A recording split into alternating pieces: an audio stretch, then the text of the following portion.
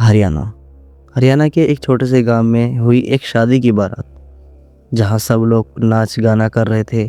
लेकिन उसी बारात में एक ऐसा लड़का भी था जिसकी मुलाकात एक रहस्यमयी बूढ़ी औरत से हो गई, और उस मुलाकात के ठीक 3 दिन बाद उसकी मौत हो गई।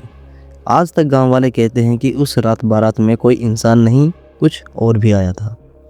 हरियाणा के एक छोटे से गांव में संदीप नाम का लड़का रहता था। संदीप स्वभाव में बहुत हंसमुख और मजाकिया था।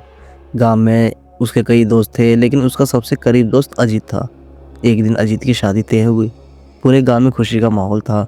ढोल नगाड़े बज रहे थे और शादी की तैयारी जोरों पर थी।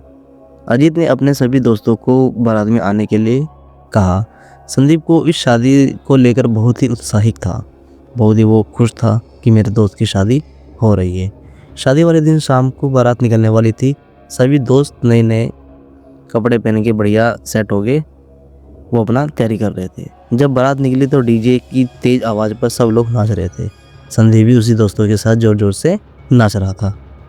करीब 2 घंटे बाद बारात दुल्हन के गांव में पहुंच गई। वहां के गांव थोड़ा पुराना था, शांत था और चारों तरफ कच्चे घर और सुनसान गलियां थी। बारात जब दुल्हन के घर पहुंची तो सब लोग खाने पीने में बहुत ही ज़्यादा व्यस्त थे और शादी की रस्में में लगे हुए थे। लेकिन वहीं संदीप को शोर शराबे से थोड़ा दूर जाने का मन हुआ। उसका मन थोड़ा सा अजीब लग रहा था। वह घर के पीछे की तरफ टहलने के लिए चला गया, और वो भी अकेला। वहाँ थोड़ी ही दूर पर एक पुराना बरगद का पेड़ देखा उसने। संदीप जैसे उस पेड़ के पास पहुंचा, उसने देखा कि वहाँ एक बूढ़ी औरत सफ़ेद कपड़ों में खड़ी है। उस औरत के बाल बिखरे हुए थे और चेहरा झुर्रियों से भरा हुआ था। संदीप को लगा शायद गांव की बुजुर्ग महिला होगी। वो उसके पास गया और बोला कि अम्मा, आप यहाँ अकेली क्यों खड़ी हैं? बूढ़ी औरत ने धीरे से सिर उठाया और संदीप की तरफ देखा। उसकी आंखें अजीब तरह से चमक रही थी। औरत बोली, बेटा तू बारात में आया है ना? संदीप ने हंसते हुए कहा, हाँ अम्मा जी, मेरे दोस्त की शादी है। बूढ़ी औरत हल्का सा मुस्कुराई। फिर उसने अपने पॉकेट से एक छोटा सा लड्डू निकाला और संदीप को दे दिया और बोला, बेटा ये प्रसाद है, खा लो, तेरे लिए अच्छा रहेगा। संदीप को लगा कि ये शायद मंदिर का प्रसाद है। उसने ले लिया और उसे खा लिया। तभी बूढ़ी औरत उसकी तरफ देखकर मुस्कुराई।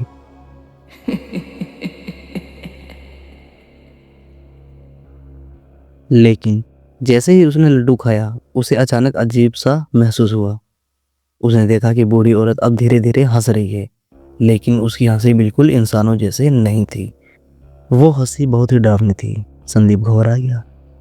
उसने जल्दी से इधर उधर देखा, लेकिन जैसे ही उसने दोबारा उस औरत की तरफ देखा, वो औरत गायब थी। संदीप का दिल जोर जोर से धड़कने लगा। वह तुरंत वापस बारात में चला गया। उसने ये बात अपने दोस्त को बताई। सब हंसने लगे। अजीत बोला, अरे तू कुछ ज़्यादा ही डरावनी फिल्में देखता है, इसलिए ऐसा लग रहा है। संदीप को लगा शायद मेरा ये भ्रम होगा। शादी खत्म हुई और सभी लोग अपने गांव वापस आ गए। लेकिन अगले दिन सुबह ही संदीप को तबीयत खराब होने लगी। उसे तेज बुखार हो गया। साथ ही उसे बार बार वही बूढ़ी औरत दिखाई देने लगी। रात को जब वो सोता तो उसके सपने में वो बूढ़ी औरत आती और वो बस एक ही बात बोलती थी, मैंने तुझे चुन लिया।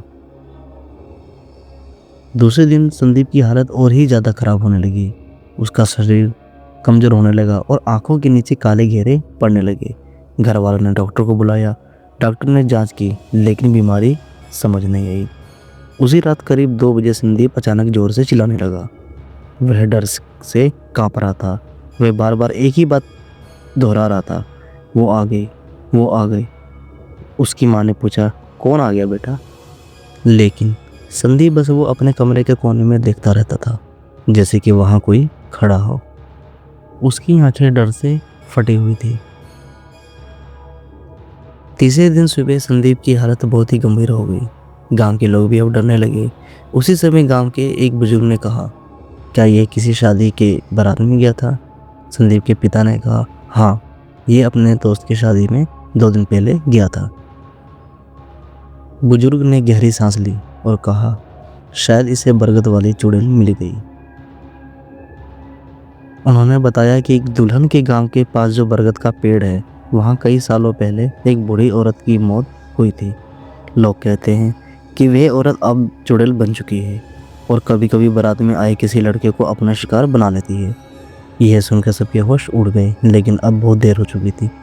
तीसरे दिन शाम होते होते संदीप ने अचानक जोर से चीख मारी और उसकी सांस हमेशा के लिए रुक गई।